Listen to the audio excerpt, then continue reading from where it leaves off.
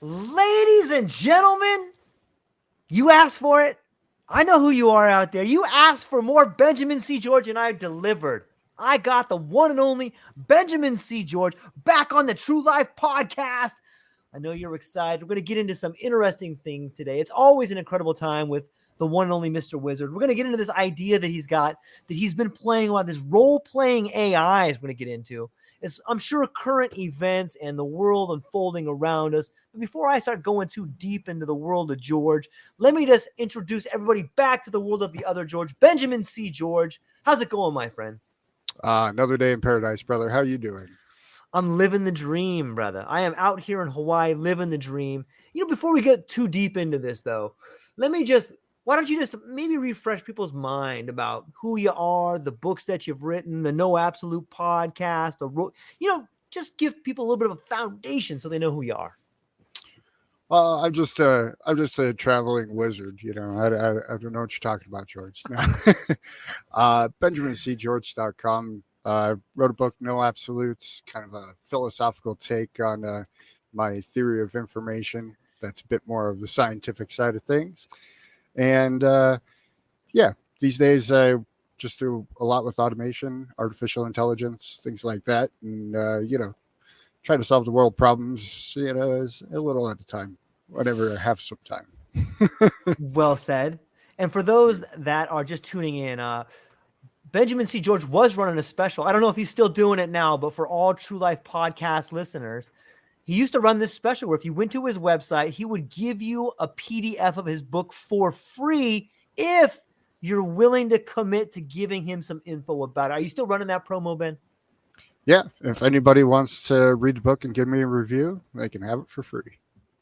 I would recommend, I think that's kind of how we met up. Like, I remember reading your book, and the infographics in your book were mesmerizing to me. It was the first time I had really seen the way in which, I don't know, people, you have to go and look at these infographics. They'll blow your mind. They are a really good way of synthesizing the senses, if that makes sense. You were able to read and then see reality in like this weird 3D abstract model that made a lot of sense. So I'm just throwing that out there for people to go down and look.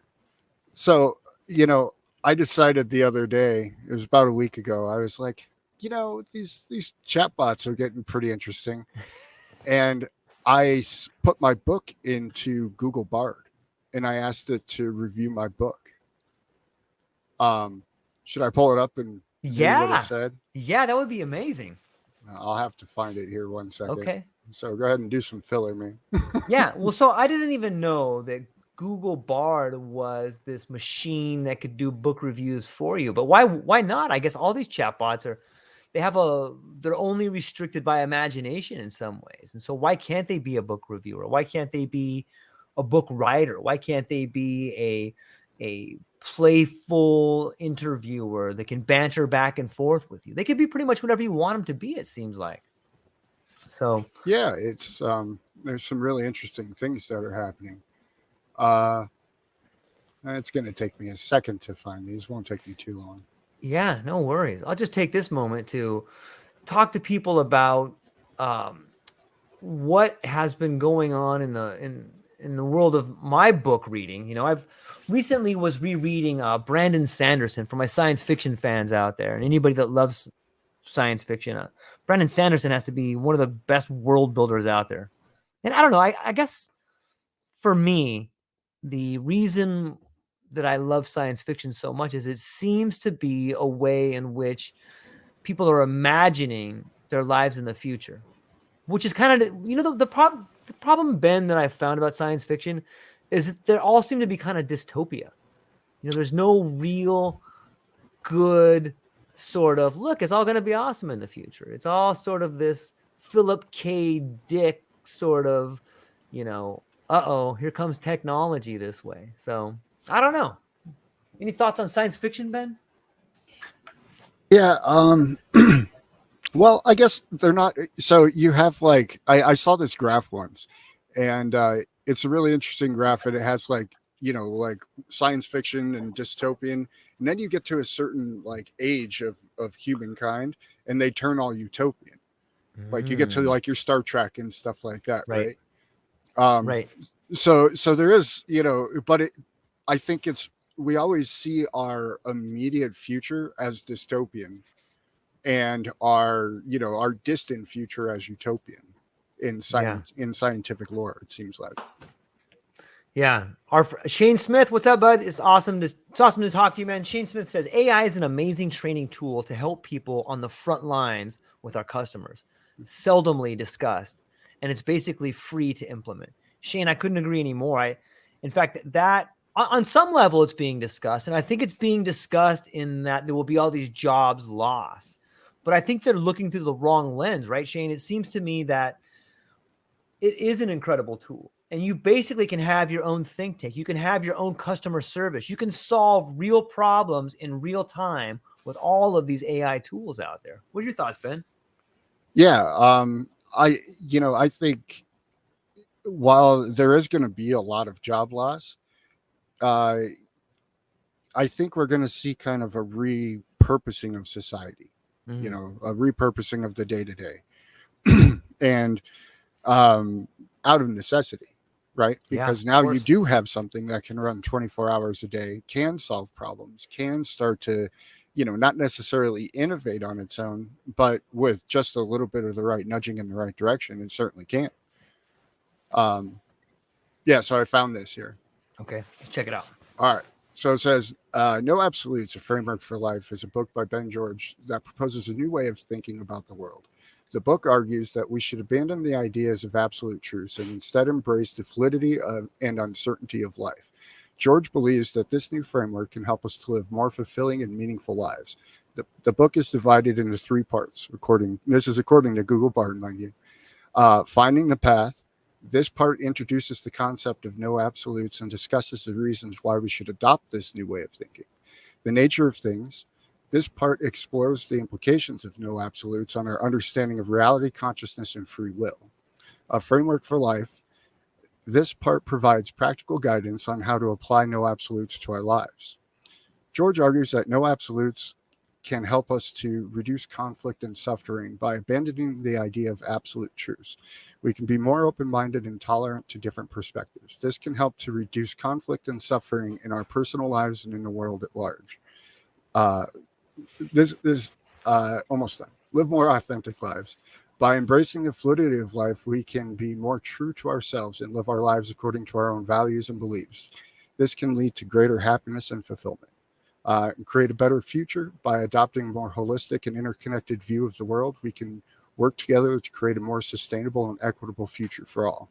No Absolutes is a thought provoking and challenging book that offers a new way of thinking about the world. It is a must read for anyone who is interested in expanding their horizons and living a more fulfilling life.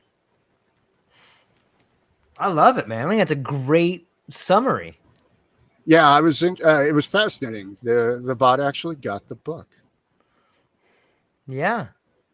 Yeah, I think it's showing a whole nother level of breaking things down into a human context in a way. Maybe that shouldn't be so surprising if it's coded by humans. Like, why wouldn't it break it down that way? But it just seems like it's really on point, man. Yeah, well, it's interesting. I guess we kind of take for granted, what our capacity is to kind of reason, right? Right. All of our learned experiences, all of our genetics, all of our environment, all of these things are all built into this where we get just kind of this instant flow of, reality. Meanwhile, these things can take the grand total of all of that and sift through it and then pull something together. So you're talking, and it's not the summation by any stretch of the imagination of human experience, right? Because it's all kind of translated through text and pictures and videos and, obviously misses emotion and, other things that are pretty integral to understanding, uh, uh, you know, morals and ethics and things like that. So it's still a step away from artificial general intelligence, but we can talk about that Yeah. a little bit later. But yeah, so you're essentially getting kind of like a representation, a reflection of humanity. of what these models have been trained on, at least as a subset of humanity. And so, that becomes a very interesting thing too, because now with all of the regulation that's happening, and all of the explosion of AI, you have, almost an arms race that's been created. You got a lot of big companies open sourcing things. You got a lot of people privatizing things. You got Twitter's throwing up stuff. You got Facebook throwing up stuff. You got Google throwing it up. You got OpenAI. You got all these different hats in the ring now. And now the governments are, coming and peeking around. And so I think what's going to happen is the cat's out of the bag. You can't put it back in. But all of a sudden, these things can be really so foundationally changing to how even small communities could be ran. Imagine if you had one of these AI models and you have it loaded in with all sorts of mechanical schematics for everything from your solar and wind generator to the inverter to all of this stuff, and something breaks on your homestead. Now, you can take a picture of what's broken, load it into this AI model. It can analyze all of that. It tell you exactly what part you need, how to fix it, and and the steps on how to do that. Now all of a sudden you don't need a guy, right? Yeah. So there's a lot of great benefit potential for just individual, kind of liberty, if it's applied the right way. And then there's also the opposite of that as well. And I think 2024 is going to be a really interesting ride when it comes to all of that. Yeah, it really is. It's, it brings up this interesting idea too about accelerationism. And when I think of accelerationism, I think of Sam Altman and this whole thing that kind of went down with Chat GPT, right? Like all of a sudden you have this open AI platform, and then this guy that was the founder gets kicked out. Like, what the heck's going on here? This guy that the brainchild got kicked out? Hey, wait a minute. He's in bed with Microsoft. Hey, wait a minute. This is an open platform. How come they're making all this money on here? So I kind of dove down that rabbit hole a little bit. And while I don't know a whole lot about it, what really was fascinating to me was this idea that it seems to me Sam Altman is a bit of an EAC guy. And for those that may not know EAC, that's like this acceleration. Like we're going to get automated AI running full steam ahead, move fast, break stuff. That seems to me to be the course on which Sam Altman is on. Not like he's trying to do it violently, not like he's trying to crash stuff, but it seems to me the EAC mindset is that the best way we get the world running in an efficient and effective and a more fair world is by accelerating AI to a level where everybody has it. Now, it seems to me that the argument against that is, hey, wait a minute. You have no idea how bad people are, and they're going to destroy the world if we give them this kind of stuff. Does that seem about like the EAC versus the altruism sort of debate there, Ben, or what do you think? Yeah, I mean, I think they actually, and he, if I recall, take it even a step further. I think the idea is that you accelerate it so fast to the point where it can outcompete any competition, and essentially, by that measure, create some form of utopia.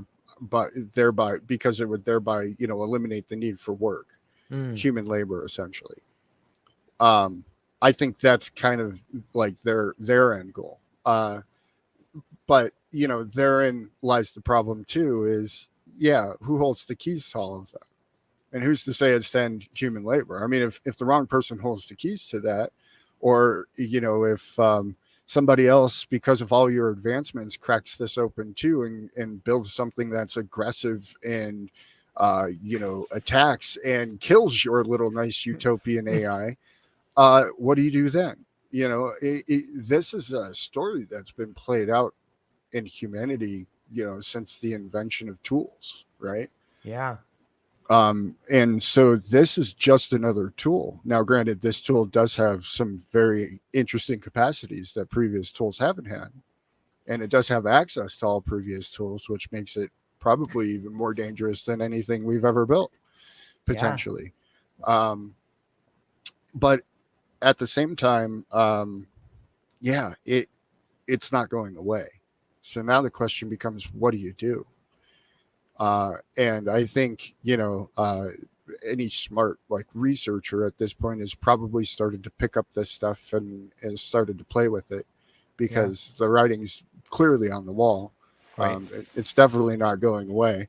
And so now I think you're going to, now it's going from, the breakthrough to the people who can actually do something with it, the engineering mob, all of Yeah. these tinkerers, all of these people who have been, putting code on GitHub for 25 years, or the past 15 years, however long GitHub's been up now.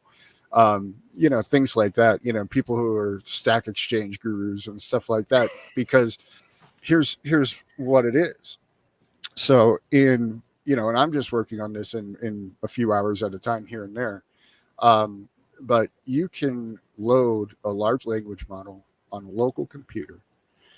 You can then connect that large language model as a server, just like a chat GPT is out there, and connect all sorts of different things to that server. For instance, one thing that I have is a program that's called AutoGen.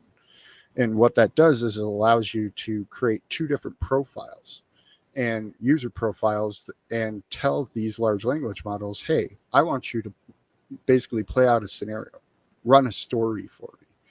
I want you to assume the role of, in my case, I've done a project manager and a coder. And then you basically put them in a group chat is essentially what happens, and you give them a task, and they have the ability to write the code, execute the code, refix the code, and it becomes a conversation back and forth between these two user profiles that you set up. And they're defined by characteristics like, hey, I'm a world class coder that, you could even say it has worked at Google or whatever if you wanted to. And so you set these defined kind of characteristics and roles for these different users and allow them to talk back and forth, essentially play out a story. And then, but the result of that is that story actually has real world implications, as it's actually writing a real program and running a real program and doing something in the real world through that interaction of things. Now you can ask it to write the program the same way, but you actually get better results when it has a conversation with itself. That's so amazing. In this particular scenario, what kind of code are you having it write? It's well, this I've done quite a few things. I've done the simple stuff, and now it's doing a complex one of connecting to Twitter and essentially sending a "Hello World" message. So if you see a "Hello World" message on my Twitter account anytime soon, the AI did it. And have you experimented with changing the personalities of those? And does that affect the model? Yeah, it does. So you can make the coder snarky, like he's kind of, his shit doesn't stink, so to speak. And you can actually say that like as a characteristic for him. And then what you can do with another program called GPT is you can actually look under the box of what these different what these different user profiles, these different personalities are thinking, not what they're actually interacting with each other as, but what they're thinking individually to have those interactions. And so, if you make him resentful or whatnot, he'll actually, he'll be like, oh yeah, the project manager, he always asks for this, even though I'm always right. And that thought that'll be part of that little play that this large language model is playing out. Man, it makes me think that while we're getting to use this technology now, people like Palantir have had this technology probably for the last decade. And if they've had this much technology for the last decade, how much of this is like, why wouldn't you be running full simulations about how populations work? You know what I So, mean? well, so here's the thing. Okay. They may or may not have. Obviously, Mhm. there's all sorts of stuff that's developed in private sector that takes decades to reach public. We know that. However, it really wasn't until the advent of this thing called the transformer that really allowed, because before this, if you remember, the buzzword was always neural network, right, Right. and machine learning. And the idea is that we're just loading all of this data and connections and machine learning that's changing all these weights and giving us better and better answers. It wasn't until the advent of the transformer that allowed kind of like this large language model to develop, where we kind of get the sense of reasoning almost a little bit through this and whatnot. So that was 2017, if I recall. Interesting. Yeah, it's to William LaSalle's point right here. An AI could fit. Whoops. An AI could fit right in with families that are a little unusual. I mean, you start thinking about transformer, you start thinking about trans people, in some sort of strange way. What does that mean though, Ben? Like, okay, so if we take this example of the transformer, these large language models, and this idea of 2024, with this election coming up, we know what happened during the last election. Well, people have ideas of what happened during the last election. What we know for sure is that the last election saw an incredible amount of influence through different bots. What do you think may happen now with this new advent with technology? Like, what are some things that could be on the horizon for that? It's almost one of those things where you don't want to speak it into existence. Let's speak it into existence. Let's do it. Let's create I don't know. Well, so here's the thing. The example I just gave you, if all of a sudden on my Twitter you see a hello world message pop up, that was something that did not require me. I had to set up the whole thing, but assume it's all set up. That didn't require anything of me as a coder, me as a programmer, of me as a project manager, of me as a designer, or anything like this. And it could make a front end for it. It could do all of these things. It could also say, hey, every time somebody sends you a direct message, I want you to load that and hold that direct message into an individual chat, and I want you to chat with those people. Now, this is a large language model. Its forte is chatting with people, right? Now, all of a sudden, you have this thing that could carry on thousands of conversations from a single account, looking by and large pretty real, especially if so there's this thing called fine tuning in all of these large language models that you can download and fine tune yourself, which essentially allows me to, when asked certain questions, give these types of responses, don't give these types of responses, or, when approached in this type of aggressive manner, react this way. And so you could really finely tune and tailor kind of a personality, if you will, that would interact with all of these people and wouldn't really ever seem off the rails, or would really just kind of push a propaganda point, or would really, you could even have it be subtle and try to, persuade people. Because think about it, it has pretty much every bit of persuasive literature ever written. If it's given the proper framework to build and have these conversations and create this little role play story world of it that it essentially would be having with a human now, and you create that proper framework, unless you actually knew that was real, it would be really hard to tell these days. Man. Yeah, it's mesmerizing to think of the parameters you could put in there. Like, hey, look for men between the ages of 15 and 40 that watch this particular type of porn that seem to have misplaced anger, and then have them all meet up over here, or maybe then you could sprinkle in the subtle nuance of pick your ism, you know what I mean? And, Sure. and just get that going. And it's interesting to think, but on some level, that's always been the case. On some level. Yeah. Right. But now you're essentially changing the weight of the equation. Okay. Where it used to be, A plus B plus C equals D. Now you're getting it's A plus C times 10,000 plus D, or plus C equals D. So those two D's are not the same anymore.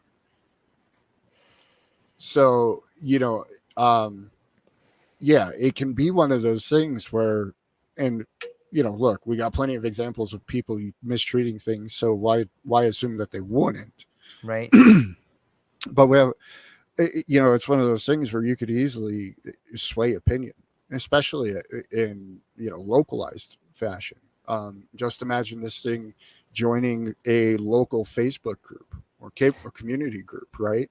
Your little town there, right? Yeah. Your town's group, and it's posting pictures that are from the local town because it has access to all of those, posting write-ups about the local politicians and in whatever way it's trying to sway because it has access to all that.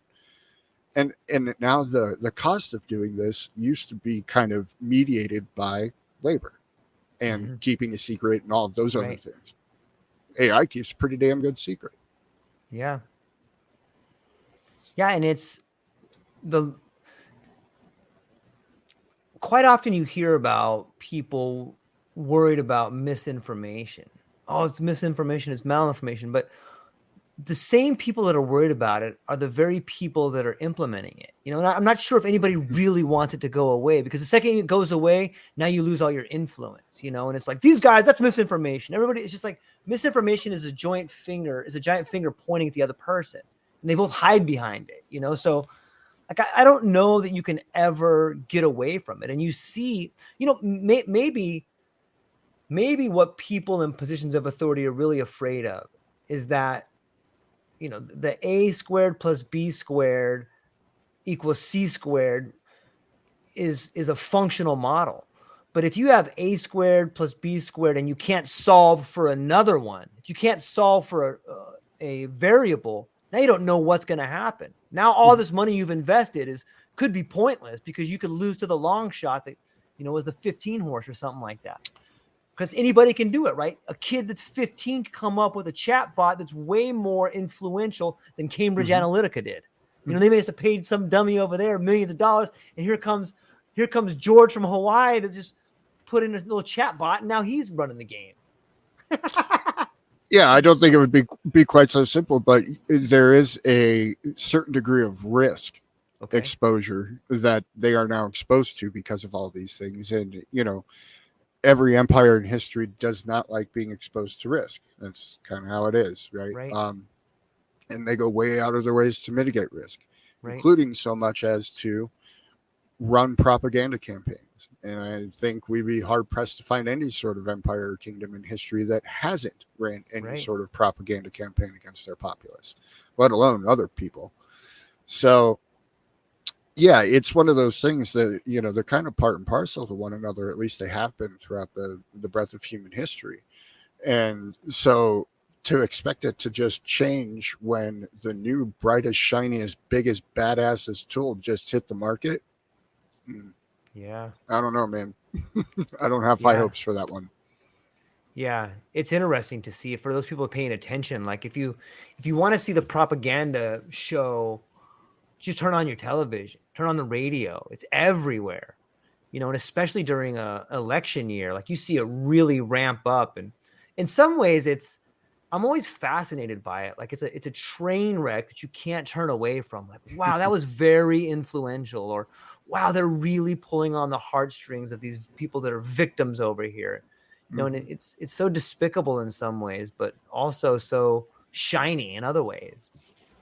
Well, we have a natural inclination to disaster, right? Yeah. Back to how we started the conversation. Yeah. Our immediate future in terms of all of our science fiction literature and all of our fiction literature, for science fiction or not, even like when we're talking about a time in the past in fiction stuff or even fictional locations, it's most often a disaster situation, isn't it? Yeah. Harry Potter is, well, there's the big bad guy who's coming to end everything. You got Lord of the Rings, big bad guy coming to end everything. And so we kind of live in this bubble of disaster. It's kind of an interesting phenomenon if you think about it. I had a point. I forgot where I was going.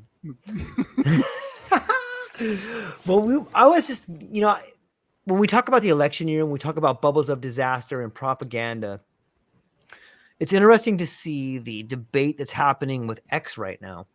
When you see, I don't know, I watched this Elon Musk versus kind of Disney sort of sort of thing play out. I forgot where it was, but Elon Musk had a really long interview where he was speaking to a guy, and they were talking about all the problems with free speech and talking about all these problems. And a lot during that conversation, it came up that Disney had pulled all their sponsorship, and all these people were pulling sponsorships from X because they didn't like Elon Musk allowing people to go on and say whatever they wanted to say. And in that interview, it's really candid. He pretty much told Bob Iger, like, well, fuck off then, man. Like, Yeah, I saw the highlight. Pull all your money. Yeah. Wasn't that was pretty amazing? I kind of like to see that. Like, let's see some real debate. Let's see what happens behind the scenes. Hey, you know what? That was the American spirit back in the day. Yeah, I agree. It really was. Now, you could argue for better or for worse, but, applied at the right time, certainly for better. Yeah. And I think there's a lot to be said about, just because we've always done something a certain way, definitely doesn't mean we should continue doing that way. Doing it that way. I think that's actually probably one of the most absurd things. If we were just to look in relation to what nature is, what humanity is, what all this stuff is, it's all about change. Yep. And you want to be a stick in the mud? Well, you're going to get buried like every other stick in the mud throughout all the fucking time. Yeah. Yeah. Change is painful. And especially to the people that are on top. When change comes, like they're the last people that want to change. Like, what do you mean you want to change? We're crushing They got it made in the shade. Yeah. Yeah. I thought it was an ultimate. So that conversation comes up, and then a week later they bring Alex Jones back onto Twitter. You could just kind of see him just changing blows right there. Like, oh, you don't like me having this. Okay, how about that? You like that? You're gonna pull all your money. Okay, I'll just bring all these people back that you hate. It's pretty interesting to see. And here's a really interesting thing. Make a prediction of who's going to win that battle. It's going to be X. Yeah. And for the exact reason we were just talking about. Yeah. It's the disaster. Yep. It's nothing but a fucking train wreck every single day. Yeah. You know what? Are you going to watch the highlights about the weather, or are you going to watch the train wreck? Are you going to watch somebody's spit take about what happened yesterday? Or are you going to watch the train wreck? You're going to watch a train wreck for any scenario you can imagine. Again, because we're attracted and we're encompassed in this disaster bubble. Right. And so, yeah, I think ultimately X wins that at the end of the day. Me too. Like if we just take it from a purely information entertainment, okay, call it propaganda, call it information, call it attention getters, whatever you want to call it. But are you going to watch Israel invaded Hamas? Or are you going to watch Alex Jones be like, these lizards came over here and what they're going to do with the WEF is take all you like, I think Alex Jones is a little bit more of like, he's more entertaining than watching Israel and Hamas. I agree with you, but here's the thing: X wins because they don't even have to make that choice. They don't. The one side has made the choice that all we're going to do is this. The other side says we're going to do it all. Yeah. Where are people going to gravitate towards? Yeah. Abundance or lack of abundance? And it's always abundance.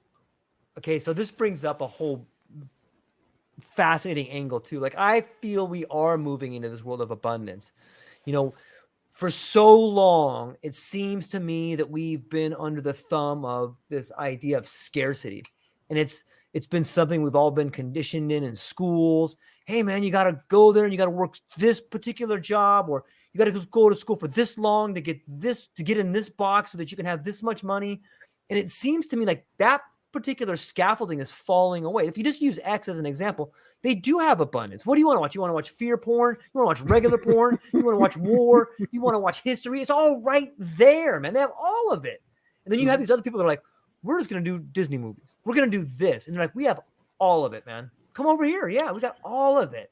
When you look at it from that angle, you can see the old establishment falling away because they're irrelevant. They've chosen not to change. They've chosen not to be all. They've chosen to be scarce. And it's really, it's really kind of comical because, just in the entertainment industry alone, within the lifetimes of everybody who's working in it, this story has already played out.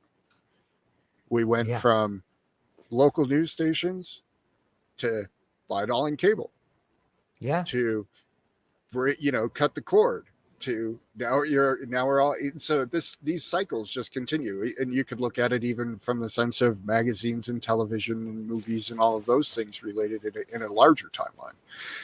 And so, it's not like the writing's not on the wall. It's just because these people get greedy and they try to gouge people, that Yeah. becomes the cycle.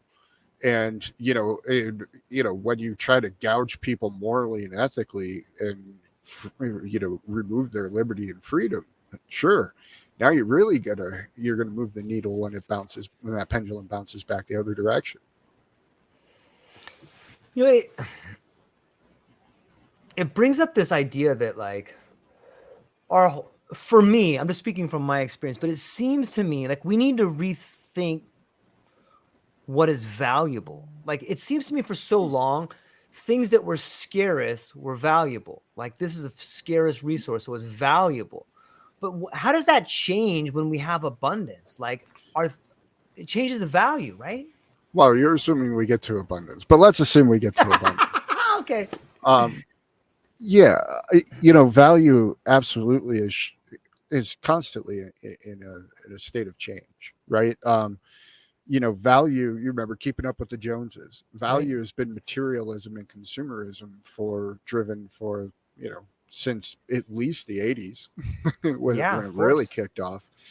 But now all of a sudden, goods became cheap. Not only cheap in the sense of cost, but cheap in the sense of there's just so much.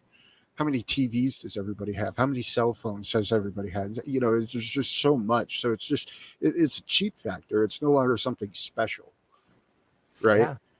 And I think that, we're going to, well, where was I going with that? What were we talking about? Damn it. We were talking about, I was assuming abundance and that the values change. Right. So in that system, value is going to necessitate change. We're going to filter back into what we're already seeing. Value is authenticity. Value is the real conversation. Value is, the things that really, are entertaining and bring joy to your life. Value is nature for a lot of people. You're watching a lot more people go back outside for the first time in, years since the screens have invaded life, right? Yeah. You got all sorts of movements in that direction. We got all sorts of, we talk about it all the time in terms of psychedelics, Yeah. You have so I think the value judgment that society places on things is definitely already changing, and it has been changing. I think it's probably been changing since the advent of the internet, really. Yeah. Because that's, that just mass sharing of information, that worldwide communication just kind of took us to a point where you just have access to everything. You didn't have to know the obscure book. You didn't have to go to a library. You didn't have to do anything.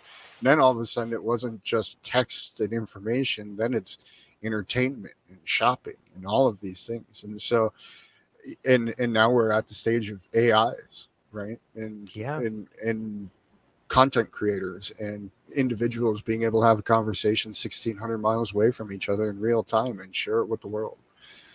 Value is definitely changing in society. So there's another interesting phenomenon that I'm thinking about, and it's this idea of value in community. And what does that mean for supply chains? Like, my wife buys a lot of stuff from Temu, which is like this Chinese Amazon. And you can get stuff. I don't have it here in front of me, but I got everybody knows Yeti. I got a cold cup, and it's like the exact same, except instead of Yeti, it says cold. And it was for $8, man. I got a Yeti cold for $8. And I recently went to the Yeti store in the Ala Moana, which is like this giant mall that has like all like the big brands and stuff there. You go in, first off, I like Yeti. I think that they have cool products, but I go into their store and I'm like, okay, they have like a 1,500 square foot place. I guarantee you that it's probably $6,000 a month minimum for little place. Minimum. A lot more than that, probably. Probably closer to 15 or 20. Like it's a premier mall. It's right on the water. And so I'm thinking to myself, like, okay, yeah, no wonder they're selling something like this cup for like $40. But if I can go all the overhead. all of it, right? It's like, wow, okay.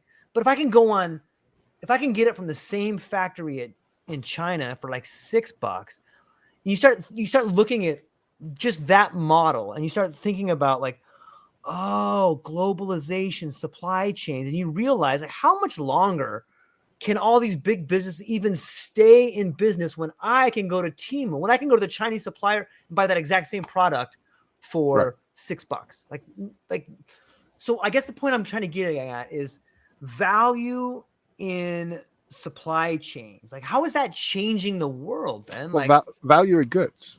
okay, That's what I was referencing. Is the value we place in goods and in materialism is going away because now it's everybody's had all the TVs, we have all right, the phones, we have all this stuff.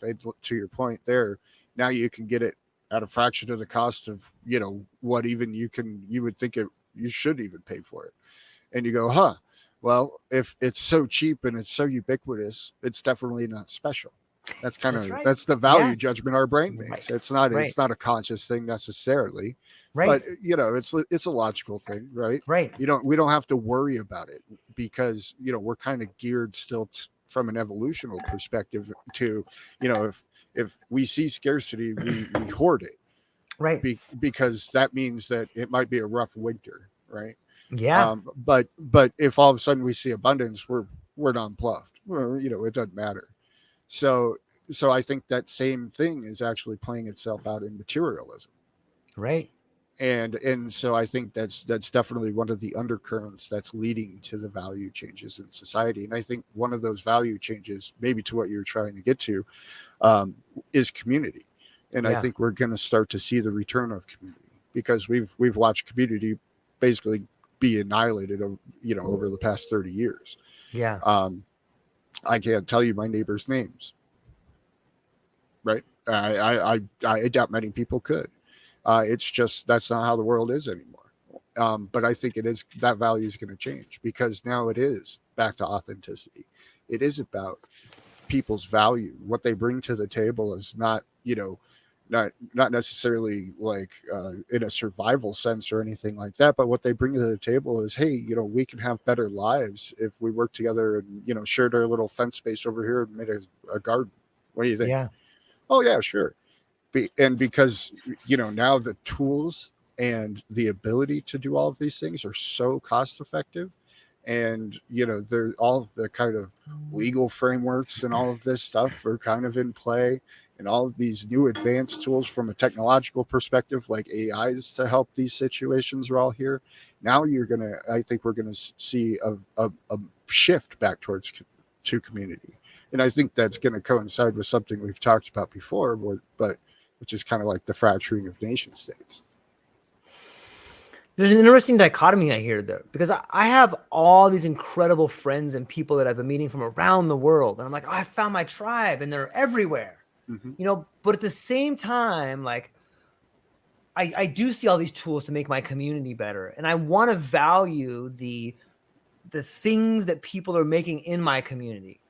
I I still value the reach of the people I have around the world. And in some ways, like I feel closer to you than I do my neighbor, man. Like we have Indeed. incredible long conversations than I do with my neighbor. I love my neighbors and I can name all of them, Well, but good for you. Aren't you special? I know, you call me a bragger. I can go talk to I know their kids. Forget Oh, about it. wow. Look at this guy, Mr. Community over here.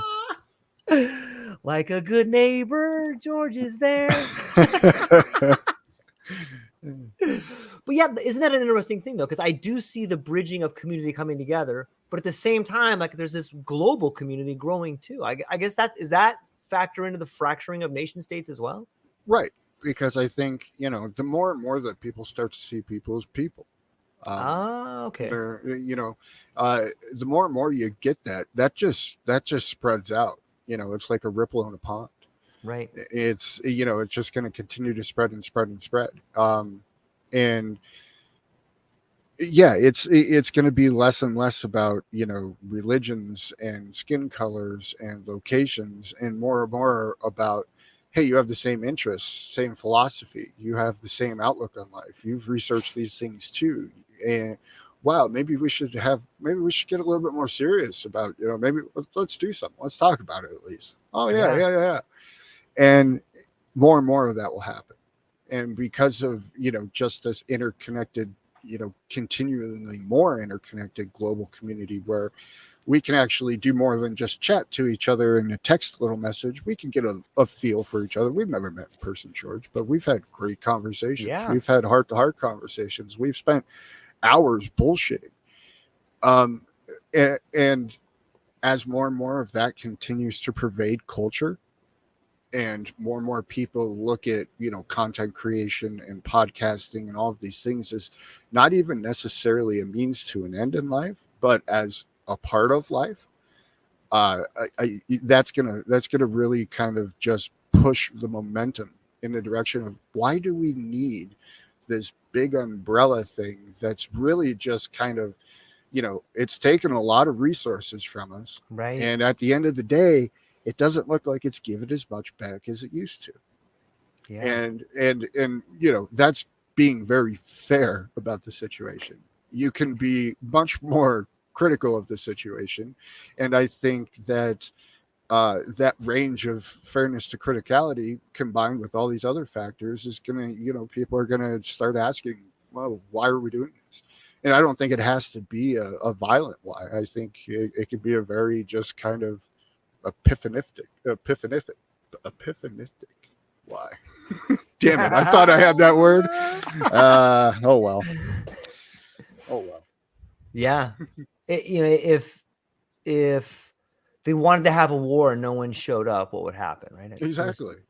Like, I don't feel like going to war today, guys. Do you? Yeah. Not really. So why are you upset? Oh, we were just bummed out about this little thing over here. Oh, that thing? Oh, I don't care about that thing. Yeah. All right. See you tomorrow, Yeah. Bob. See ya. Yeah. Taxes? What do you mean? I'm not paying those. That's ridiculous. I'm not gonna pay those. No one pays those. Come on. Well, that's the thing. Well, and back to and this is why I think it's not doesn't have to be some big civil war blown out big Right. thing. I think so. It goes back to the shifting of value in society, and as that value continues to shift into community, now all of a sudden the question becomes, well, why are we sending all this money over here when we Right. could actually take this money and we know we all want to do the same thing with it and do it right here. As soon as that becomes clear and present for groups of people, that's kind of probably the beginning of the end of that of things when it comes to big nation states. That's not to say that they go away just like overnight or it's like some big dramatic dystopian thing. It's just that there'll probably be struggles and hardships. Sure, change is hard, but at the end of the day, I think it's one of those things where it's it'll just be the people who are taking advantage of the system, they're going to have the largest hardships. It's but the people who have been honest with and been operated with integrity and have done the right thing by their neighbor and lived a moral and ethical existence, they're going to come out just fine, smiling like a clam, happy on the other end. Yeah, I think so too. It's I heard a good quote one time that was something along the lines of when the people realize that the economy depends on them, that's when the economy changes. And on some level we're beginning to understand that. It was better than that, but it was something along the lines of like, Sure. Look, the economy can't function without us. Like, and that should be an epiphanic. What is the word? That should be an epiphanic. I don't know. I'm making it up. It's a new word, so as far as I know. We'll have to put it in a Google Bard and figure it out. But yeah, like once enough people come to that conclusion, like, oh, it can't function without us. Okay, well then we control it. Okay, well we don't want to do this anymore. And on some level you can see that happening. Probably that might be why everyone is so worried. People in positions of authority are so worried about this election. Like, this could be the election where we go, you know what, we're not gonna do it anymore. Here's some new ballot initiatives where we're gonna keep no more foreign aid. That's just gonna stay in our community. We're not gonna give that away anymore. Like that can't be that far away, right? Well, it's definitely not going to be 2024 because that's all already bought and paid for. Mm. All the people who make those votes have already taken donations to run their campaigns. Right. So, I think that's unlikely. However, I do see these things kind of emerging not at any sort of national big level, but at local and Community, regional right? levels. Yeah, Right. I think all of a sudden you're just going to see there'll be a ballot on a local city, the small little town that's a few thousand people, and they're going to be like, hey, we're actually going to do away with X, Y, and Z, and we're just going to take control of this for ourselves, and that'll be that. And then the states will, depending on where you're at, they'll say, "Oh my gosh, are we going to get behind these people, or are we going to persecute these people?" And I think you'll see both sides of that coin. And certain states will be like, "Hey, we're going to back this." And then because of the way the Constitution's written, you'll have states where taxes are entirely different. Cost of living is entirely different. Subsidies aren't paid to certain things where they are other places. All of that stuff that taxes does that people really, once they figure out, are kind of disillusioned by. All that can go away at the state level. And then I think so that'll kind of be the first little pulse of this, if you will. You know what? On some level, I kind of see that happening in my community. I want to talk about this project that I've begun to work in, Ben, and get your ideas on it. Mm-hmm. So we talk about the old system falling away, and I'm involved in this new project called Mahalo Stars, and it aims to democratize your information on the internet. So if you look at how much money Google has, if you look at how much money Oracle has, if you look at how much money Amazon has, whenever you go on to those pages, you want to sign up as a seller or something like that, like, you're giving away not only A lot. 50% of your Yeah. project, or 60%, but all the information that comes with it. Anybody that signs up, like, that's all worth money. Like they say, if you're getting a service for free, then you're the product. But let's say, like in this new venture I'm working on, we have a way in which we can give people their information back. So let's say that this particular project takes off, and now you can get a micropayment just for surfing, just for going on and talking, creating content. You're going to get a piece of the overall pie. Imagine if Google paid out all their money instead of one or two guys owning the equivalent of a small country's GDP. Now everybody in that country can get a slice of that. It's almost like a universal basic income without having to go through the state. And that's pretty profound. If that begins to happen, all of a sudden the ideas of the state kind of fall away, and you have this sort of uplifting of all boats beginning, and that changes the fundamental way people think, right? What do you think about that? Yeah. So this is an emerging thing that I see a lot of, and I'm an advisor for another company called Cyber Elite, who is doing a similar idea where they are essentially all of these gamers and all these people playing video games. All of that, all of that human movement is valuable data. Uh, Now, what you can do with that is stuff like edge computing, right? You can do protein folding. You can do all of these interesting, experiments with all of this randomized data from users. So now they're looking at paying gamers for gaming, right? All the time Right. spent gaming. And Right. so there's a couple other outfits that I've seen that are doing similar things where because the reality of the situation is, like we are talking about, the value is shifting in society, and part of that value shift is, hey Google, why the fuck are you worth billions of dollars and I'm still getting NSF fee charges on my checking account? And that's a serious question at the end Yeah. of the day. And so that serious question is birthing a serious answer, and that serious answer is going to be a foundational shift if it's done properly, and it will eventually be done properly, because if you think about it, it's a volume game. Yeah. So if you get all the people on board, you win. You win the game, and they win the game, and because of it's such a win-win proposition, you're just going to outcompete your competition, your Googles in the marketplace. And so I think, and this harkens back to a lot of what we've been talking about parallel economies Yeah. and parallel Agreed. societies and things like this. And these are just going to be one of many, I think, little kind of foundational tools of structure, of frameworks of how these different communities, societies, even regions choose to operate. Yeah. It's, you know, it, on some level, I'm reminded of the first Apple commercial where they show like all these IBM guys like lemmings running off a cliff. And isn't it interesting that Apple and Google and Amazon are about to run off the cliff? I don't think people see it yet, but I think Yeah. that they are the monoliths that are about to be dethroned at a Oh yeah. level. You know, like it's acceleration happens faster and faster, and we got to see these things rise and fall in our lifetime. Like they haven't fallen yet, but you can see the way in which they're scrambling right now. Oh yeah, I mean they'll be still kicking around like an Sure. AT&T still kicking around, Sure. right? But you know nobody even knows what the hell Bell South was or Ma Bell or any of these things that Right. preceded AT&T, and you know AT&T is just another mobile carrier these days. They were a giant. They were the giant, Right. right?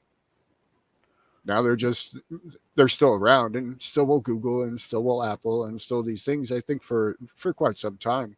But I think the powerhouses of society and the movers of the needle that they are today, I don't think that persists for too much longer.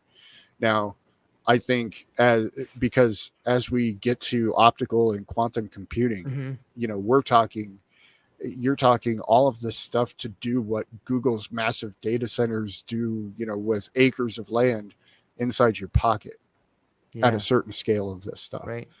And you know once you and that's again back to what we were talking about before, now it becomes ubiquitous. Now the value in it changes, and so now the value is no longer the most fastest, you know, most processing intense machine, because you only need to process so much data to get these most amazing things that we've developed over here. Those are going to be the next Googles, the next Apples. Yeah. Are they just too top? Like I in my mind, it seems that the life cycle of maybe it's just life in general, that you grow to a certain point where you can no longer see what you've started, nor can you see innovation, because you've hired all these people to believe in this one thing and you've trained them to see a certain way. They can no longer see where it's going. And it's weird to say that about something like Google or Apple, who have created all these cool products and they continue to create cool similar products. But like, if those guys were smart, and they are smart, like, but it seems to me that if you want to be the next fucking gargantuan monolith, that you would be making everyone around you richer instead of just trying to steal from everybody. And like, they're just taking everyone's information. Just give back to everybody and you'll stay on top for a fucking longer period of time, right? Well, you have to remember this was all born right after the Cold War.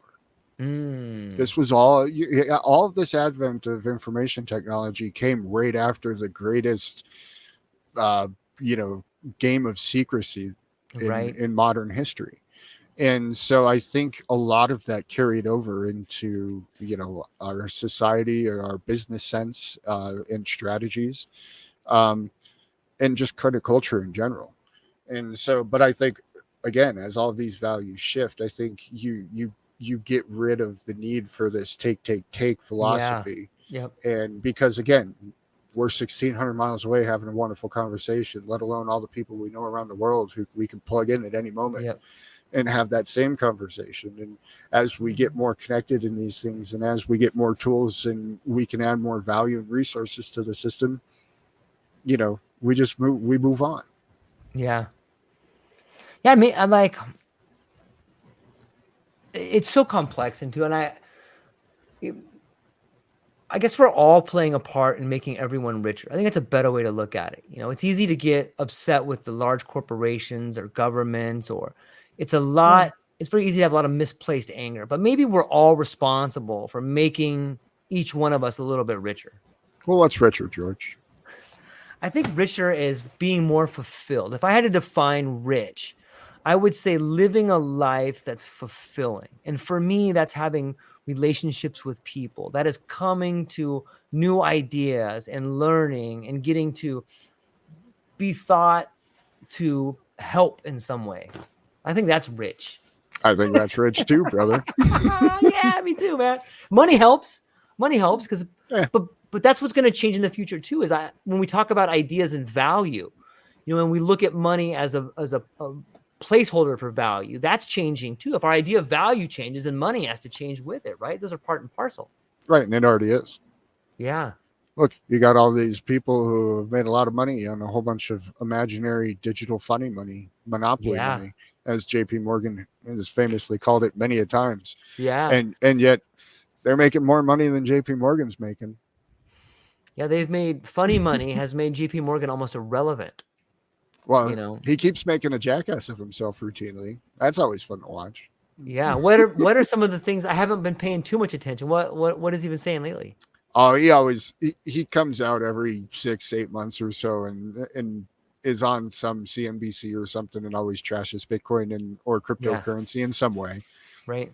It's been pretty consistent ever since the first little burst of cryptocurrency. They always interview these makers. What do you think about Bitcoin? And they're like, "Oh, it's fake internet monopoly money. It's just a hoax. It's a pyramid scheme. It's all of these things." Yeah.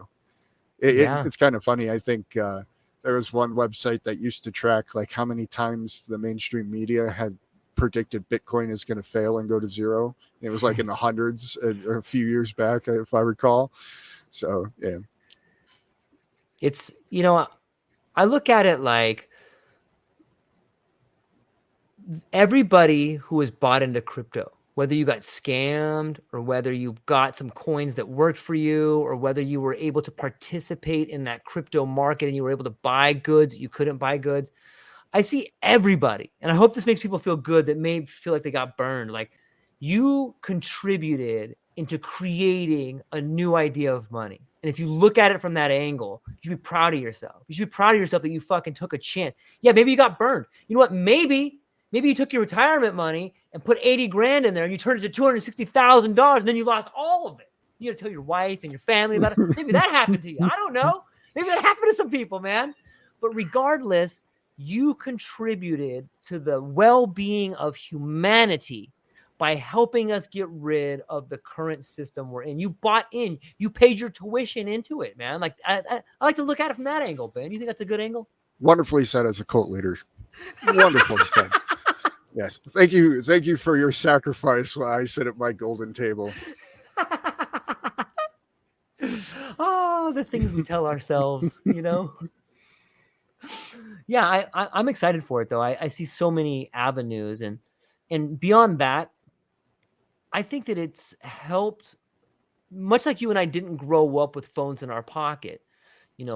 We didn't grow up with cryptocurrencies. And I like to think the next generation grows up with these things that are already growing with them. Like, what does that do for their imagination? Like, the next generation is like, oh yeah, NFT, crypto, DAO, boom. Now they can go over the next thing. You know what I mean? And it's happening so fast. I mean, that's really cool and all, but looking back on it, if I had access to an AI like this, like something, because I've given this thing tasks on coding. I've watched it code because it'll go line by line, and I've watched and I've been like, I just learned something new. And I've been coding for 20 some years of my life. Granted, I don't consider myself the grand master expert of anything, but at the end of the day, learning something new by this machine doing just its thing completely autonomously, that's pretty novel. And I think if that's actually explored into education, holy crap, you want some smart fucking kids, buddy. It's coming, man. I think AI as a tool on all dimensions is just going to help us become such a better version of ourselves. And it's going to do that by explaining that, hey, you guys hey, dummies, look how dumb you are. Learning can be painful. It's perspective. It is perspective. That's well said. Maybe you can expand on that. Well, I think, if we look at kind of where the boundaries of society and culture has lied historically, I think it's pretty easy to surmise that there's always a discrepancy in perspective. Yeah. There's always a difference in the way that one group views another group. And that can be for a whole host of different things. I mean, it can be something as simple as rivalries in a video game, right?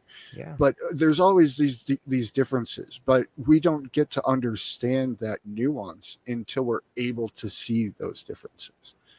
And you can't see those differences without the proper access to information or education, wisdom, or knowledge in order to, have the proper worldview, the proper internal model to view these things with, the proper philosophy to view these things with. And it's through expanding our perspective that we begin to build that proper worldview and that model, and connect better with our fellow human being. We start to see people as people and not as anything but. It becomes a people for people network instead of a me first and then you second network. And I think that opening of perspective naturally just kind of has a filter that takes a lot of the isms, and it maybe not completely takes them out of society, but definitely lessens them to a significant degree. I like that, man. That should be in the new book. That's good, man. I'll get my AI assistant Yeah. on that. Man. Yeah,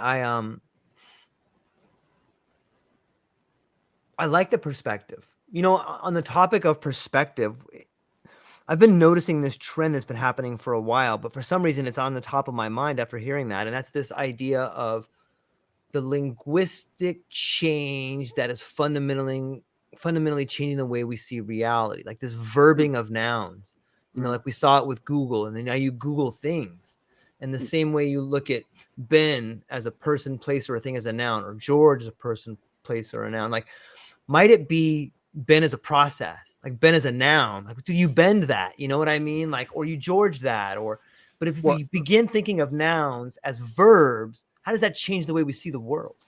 So here's a really interesting thing, and I've been talking about this a lot recently, and it's been coming up in a lot of conversations. So there was a study, and what they did is they went and they found some African tribe that was pretty off the map, uncontacted-ish, and they took a color wheel, and on that color wheel, it had a whole bunch of green squares and one little blue square. And they took it to those people and asked them to find the color blue. And it took them a while to recognize the color blue. Whereas you and I, we would look at the color blue, we're like, oh yeah, that one's blue, instantaneously. But the interesting thing is the reverse is true too. When they took a color wheel of all greens, but one was a slightly different shade, and they presented it to like people in the Western world, you and I, we couldn't understand the different shade. We couldn't figure it out. It took us longer, and some people couldn't even figure it out. The takeaway here is that if we don't have a word for something, if we don't have a context, a framework for something in our mind, we don't see it. That indigenous tribe had 30 some different names for different colors of green, because that's their world. They have to be able to see those different shades. That's how they survive. So for them, they saw that different shade of green instantly. They already knew what it was. They had a word for it, like we have a word for blue, but they didn't have a word for blue. So it takes them longer to process it, longer for them to see it. So without that context, without that framework, we can't see these things. And so to your point about nouns changing into verbs and whatnot, without seeing the world through that perspective, we don't have the ability to understand the world in that way. And it's not that we can't detect the difference, because we will, but it's when we reinforce that difference with attaching knowledge and understanding to it in the sense of symbolism, and in this case words, that's when we begin to contextualize it and build it into that internal worldview, that model for the world, and then we can see it. And thereby that affects our behaviors, that affects our choices and everything that we do in the world. Man, it reminds me of psychedelics a little bit, in that you always come up against that thing that you can't explain. Without a linguistic pathway, you can't comprehend anything, right? Exactly. And then you go back into ancient texts, esotericism and whatnot. What was the first thing in the beginning? The word. There you go. Yeah, and then you run that forward till today, and everything's about narrative control. It brings us back to the idea of propaganda and getting people to see things a certain way, or understand it from look at it from my point of view. Not your, Mhm. no. Let's look at it Yeah, from we this have point all of these view. we have all these funny, interesting ways of articulating this in society, but we never really think about the importance of the words and how we Yeah. use them. Yeah. And Hence, then words are important. Book number 2. Yeah. Eventually, sometime in the future. That was a good plug, but I can't do. yeah. There's the finger. All right. It's fascinating to think about, and then you start thinking about, I spoke to Shanaz Soni yesterday, a rocket scientist who came from Pakistan. And she spoke about the way in which she came to America through this arranged marriage, and Mm. how when she went to school to take a test, the everyone was going to take this test for to see if you could make it in the science program there. But because the son of the local politician was sick that day, they didn't want anybody to take the test. So they were gonna force the school to take the test another day. So the way they did that is they stood outside with guns and were like, "We're gonna kill anybody that goes in there." But this girl That's went one in. way to do it. Yeah, like, Yeah. I guess we can't take the test today. But she tells this story about how she goes in the room, and like the guy's like, "What do you, get the hell out of here? We're gonna kill you," And Mm-hmm. but I guess the reason I'm bringing that up is because the same way they use intimidation to kill people or get people out of schools, they used to cut people's tongues out so they couldn't speak. They still, like if you think about a liar, or you think someone they don't want talking, they cut their tongue out, or they take the books away because they don't want people to be educated or have the power. It's interesting to think about it from that angle. Yeah, and I mean that's always kind of been the dichotomy between rulership and the populace in Yeah, society, and it's been a tenuous balance. But if you look over time, the populace has continually won at great expense, right. but has continually won, and hence why we're even allowed to talk or to Right. read and talk to each other and have conversations and speak about the state and all of these things, right? Right. It's interesting. It's so like not, I guess, multipolar on some levels. It's interesting to be at a state where you can see multiple things happening at once. And one thing I see happening in this world right now is this dichotomy between entitlement and and like power. On one level, when I see people coming into the workplace and like, I want more money, like I deserve better, like I fully agree with them, like, yeah, you totally do, but are you working hard enough? You know what I Mm-hmm. mean? Like, it's interesting to see those two points of view. Like, these people want more. Like when I put on my hat as a union guy, and I'm like, you know what? Fuck these guys, man. We're working 18 hours a day, and you're telling me that's 8 hours of work. I'm not gonna do it anymore. I want more. Like, and yeah, I should get more. But then you flip it around, and if I'm sitting at a board of directors, like, this guy makes $100,000 a year, I think he could do more. Mm-hmm. Like, those two things exist at once. And I get it. I can see both sides of it, and I can have empathy for both of them. I don't know where the rubber meets the road, because on Well, one level, like, you ready for uprising.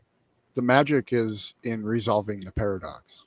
Mm, The wizened man can hold both of those to be true and right, find the middle path. right. And that's and there is magic in the middle path, and that's it's in resolving these apparent paradoxes, these dichotomies of life, that that's where we move forward. That's where we Yeah. take our steps forward, whether that be from a business perspective or group relationships or from just a personal one.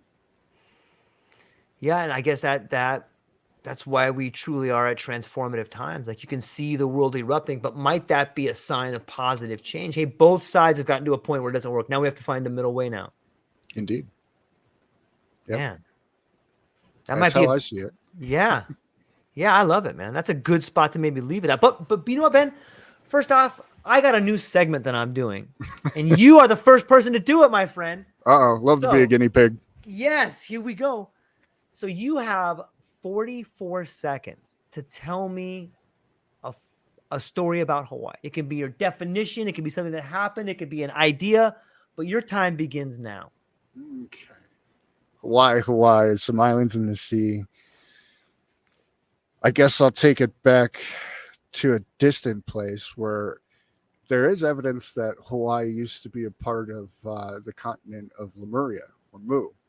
depending on where you're looking, and stretched all the way from Hawaii down to Easter Island and then to the west to Madagascar. And that's why there's a very interesting thing with lemurs in like those southern regions and different species of monkeys on Hawaii and different insects and whatnot as well. So, yeah, wonderful, beautiful place. Can't wait to come visit George. But that's my take on Hawaii. I love it, man. Thank you for playing a part, man. I appreciate it. Before I let you go, my friend, what do you got coming up? Where can people find you? What are you excited about? BenjaminCGeorge.com for all my shenanigans. Not too much coming up. I'm just working on a lot of private stuff right now, but I'll be hopping on podcasts here and there and releasing some things here and there. Maybe my Twitter account will become powered by an AI, so we'll see about that. So yeah, just excited to keep on working on stuff, keep on having great conversations, and watching the world change for a little bit better, even if it's just one community and small place at a time. I love it, man. I love talking to you, brother, and it's always You a too, great brother. time. And we'll get back on. We'll start getting him on a more regular case, man. It's everybody go down, check out the links down there. Reach out, get your free book from Benjamin C. George. It's a fascinating read. It'll help you see the world without any absolutes, which I think is a framework for life. And I know that Ben does too. That's all we got for today, ladies and gentlemen. I hope you have a wonderful day. Aloha.